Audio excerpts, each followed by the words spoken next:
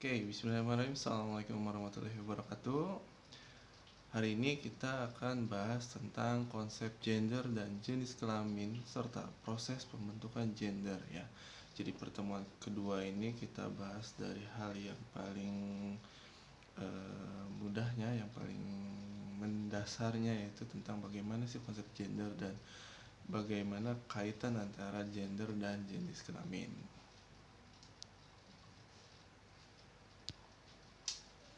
Nah, secara sederhana di kamus itu tulisannya gender itu artinya seks, yaitu jenis kelamin gitu. Itu di kamus ya. Jadi di kamus itu hanya ada penjelasannya ini. Tapi secara konsep gender dan jenis kelamin itu berbeda. Apa perbedaannya? Kita lihat di slide selanjutnya. Oke, di sini ada penjelasan bahwa seks atau jenis kelamin adalah mengacu pada perbedaan biologis antara perempuan dan laki-laki, pada perbedaan tubuh antara laki-laki dan perempuan gitu. Jadi yang membedakan adalah yaitu perbedaan biologis antara perempuan dan laki-laki. Pengertian seks atau jenis kelamin merupakan pensifatan atau pembagian dua jenis kelamin manusia yang ditentukan secara biologis, dan ini bersifat permanen, jadi tidak dapat dipertukarkan antara laki-laki dan perempuan. Nah, jenis kelamin ini dibawa sejak lahir dan merupakan pemberian Tuhan sebagai seorang laki-laki dan seorang perempuan, seperti itu ya. Jadi selanjutnya, penentuan jenis kelamin secara biologis ini dapat dikatakan bahwa seseorang akan disebut berjenis kelamin laki-laki jika ia memiliki hal-hal yang berkaitan dengan laki-laki, yaitu memiliki penis, memiliki jakun, kumis, janggut, dan memproduksi sperma. Sementara seseorang yang disebut berjenis kelamin perempuan apabila ia memiliki vagina dan rahim sebagai alat reproduksinya, memiliki alat untuk menyusui dan mengalami kehamilan serta proses melahirkan. Seperti itu. Ciri-ciri biologis ini sama di semua tempat, di semua budaya, dari waktu ke waktu, dan tidak dipertukarkan satu sama lain. Jadi itu tadi penjelasannya adalah jika sudah laki-laki akan menjadi laki-laki, perempuan akan menjadi perempuan, dan ini hal yang tidak bisa dipertukarkan, seperti itu tentang jenis kelamin. Nah, sedangkan gender sendiri adalah perbedaan peran, fungsi, status, dan tanggung jawab pada laki-laki dan perempuan sebagai hasil dari bentukannya atau konstruksi sosial budaya yang tertanam lewat proses sosialisasi dari satu ke generasi berikutnya. Gender adalah hasil kesepakatan antar manusia yang tidak bersifat kodrati. Oleh karenanya, gender bervariasi dari satu tempat ke tempat lain dan dari satu waktu ke waktu berikutnya. Gender tidak bersifat kodrati, dapat berubah dan dapat dipertukarkan pada manusia satu ke manusia lainnya, tergantung waktu dan budaya setempat. Itu jadi perbedaannya dengan jenis kelamin adalah jenis kelamin itu bersifat kodrati dan hal yang melekat yang ada pada tubuh manusia itu sendiri. Sedangkan gender adalah berdasarkan daripada konstruksi sosial budaya yang membentuknya, dan budaya yang satu dengan budaya yang lain, karena adanya perbedaan budaya bisa jadi mengakibatkan antara peran atau gender yang satu budaya antara budaya yang lain itu bisa jadi berbeda. Seperti itu teman-teman. Nah ini, jadi apabila kita simpulkan bahwa perbedaannya adalah seks dan gender itu terdapat pada apabila seks itu perbedaan laki-laki dan perempuan secara anatomi ya, anatomi biologis sudah melekat dalam diri seseorang dan tidak bisa dipertukarkan. Contohnya, perempuan memiliki payudara, rahim, bisa melahirkan, menstruasi, dan sebagainya. Laki-laki memiliki atau memproduksi sperma, memiliki kumis, dan hal-hal yang melekat lainnya. Sedangkan gender adalah perbedaan laki-laki dan perempuan yang dikonstruksi secara sosial budaya, bisa diubah dan bisa dipertukarkan. Contohnya, perempuan mempunyai sifat lembut, lemah, emosional, dan lain sebagainya. Laki-laki memiliki sifat rasional, gagah, tegar, dan lain sebagainya. Perempuan memasak, menyapu, mencuci, membersihkan rumah. Laki-laki menyetir mobil, mencangkul, memperbaiki kendaraan, dan lain sebagainya. Apakah ini bisa diubah? Bisa. Kan tidak menutup kemungkinan bahwa perempuan bisa nyetir mobil, perempuan bisa mencangkul, perempuan bisa memperbaiki kendaraan. Apakah laki-laki tidak bisa memasak? Bisa jadi bisa, dan itu diperbolehkan untuk adanya berubah peran seperti itu ya, bertukar peran. Oke, next.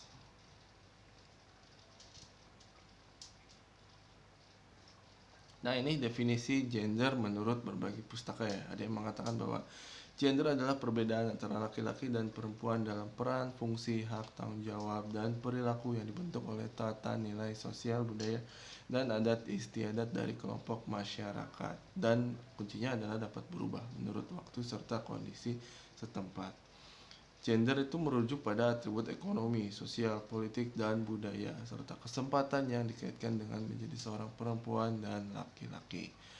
Lalu selanjutnya ada yang mengatakan bahwa gender diartikan sebagai suatu set hubungan yang nyata di institusi sosial dan dihasilkan kembali dari interaksi antar personal. Nah, ini jadi berbagai perspektifnya ya.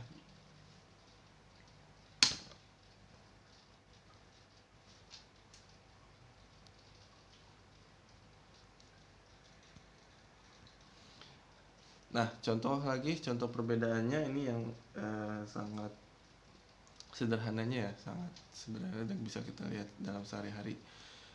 Contoh yang kodrati adalah peran reproduksi tidak dapat dipertukarkan. Tidak mungkin peran laki-laki melahirkan dan perempuan membuahi. Ini hal yang sifatnya kodrati ya, jadi tidak mungkin dipertukarkan. Itu seperti membuahi itu ada pada pria ya atau laki-laki.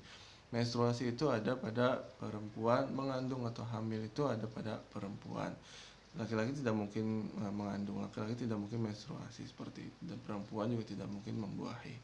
Nah, sedangkan yang bisa dipertukarkan, ini contohnya misalkan, bisa saja dalam suatu waktu suami itu mengalami keadaan dia tidak memiliki pekerjaan sehingga tinggal di rumah untuk mengurus rumah tangga, sementara istrinya bertukar peran untuk bekerja mencari nafkah, bahkan sampai ke luar negeri untuk menjadi TKW.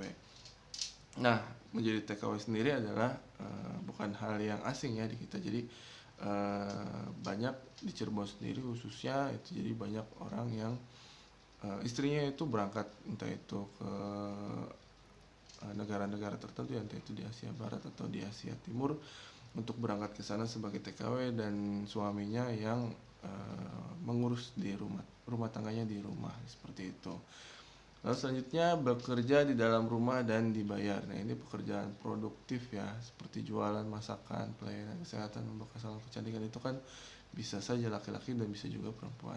Bekerja di luar rumah dan dibayar itu juga bisa laki-laki, bisa perempuan. Seperti itu.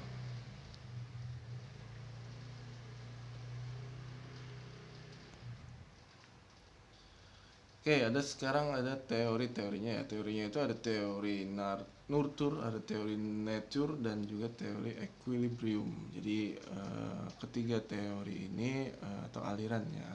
Jadi yang pertama itu teori nurture. Menurut teori ini, adanya perbedaan perempuan dan laki-laki adalah hasil konstruksi sosial budaya sehingga menghasilkan peran dan tugas yang berbeda. Nah, selanjutnya teori nature. Menurut teori nature, adanya perbedaan laki-laki dan perempuan adalah kodrat sehingga harus diterima. Perbedaan biologis itu memberikan indikasi dan implikasi bahwa di antara keduanya memiliki peran dan tugas yang berbeda. Ada dari tugas yang bisa dipertukarkan, ada juga yang memang secara alamiah tidak bisa dipertukarkan, seperti itu. Lalu yang ketiga ini teori kompromistis ya, jadi masuknya ke dalam teori yang berusaha untuk menyeimbangkan antara kedua teori yang sudah dijelaskan sebelumnya. Jadi konsepnya itu adalah adanya konsep kemitraan dan keharmonisan dalam hubungan antara perempuan dengan laki-laki. Pandangan ini tidak mempertentangkan antara kaum perempuan dan laki-laki karena keduanya harus bekerja sama dalam hal kemitraan dan keharmonisan dalam kehidupan keluarga, masyarakat, bangsa, maupun negara.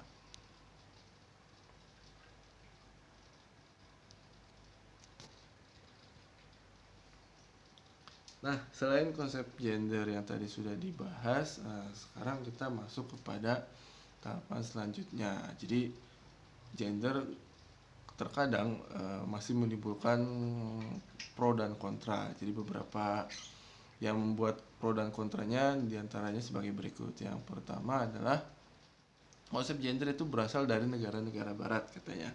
Oleh sebab itu, sebagian masyarakat menganggap bahwa gender merupakan propaganda nilai-nilai barat yang sengaja disebarkan untuk merubah tatanan masyarakat, khususnya di masyarakat timur atau budaya ketimuran seperti itu. Jadi ada sebagian masyarakat yang menganggap bahwa karena konsep gender ini berasal dari budaya barat, jadi tidak perlu kita pelajari seperti itu karena memiliki agenda khusus gitu. Yang kedua, konsep gender merupakan gerakan yang membahayakan karena dapat memutarbalikkan ajaran agama dan budaya, karena konsep gender berlawanan dengan kodrati manusia, itu menurut pemikirannya. Yang ketiga adalah konsep gender berasal dari adanya kemarahan atau rasa frustrasi dari kaum perempuan untuk menuntut haknya sehingga menyamai kedudukan laki-laki. Hal ini karena kaum perempuan merasa dirampas haknya oleh kaum laki-laki. Ini juga banyak orang yang berpandangan seperti ini ya. Yang keempat, adanya mindset yang konservatif di sebagian masyarakat bahwa pembagian peran antara laki-laki dan perempuan adalah sudah ditakdirkan dan tidak perlu untuk dirubah. Meskipun banyak juga tadi yang meskipun memiliki pemikiran seperti ini, tapi banyak juga fakta bahwa semakin banyak atau semakin sering kita melihat bahwa banyaknya TKW ya. TKW itu tenaga kerja wanita yang berangkat ke luar negeri dan mengambil alih tugas suami sebagai pencari nafkah. Selanjutnya kita berbicara tentang permasalahan gender.